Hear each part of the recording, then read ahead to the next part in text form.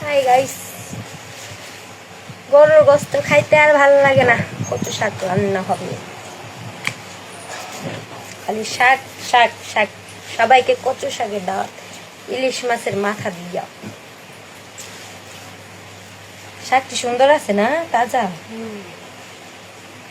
আফারে কইলাম আমি কাটতে রাখি। কচু শাক, মিষ্টি কুমড়া শাক, সবার দাওয়াত আইসা পড়ল।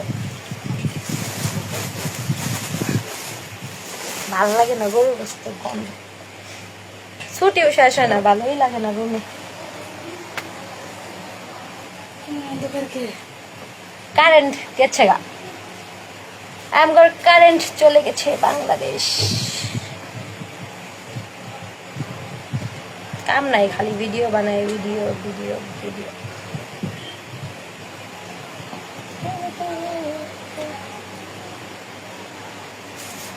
শাক তাজা,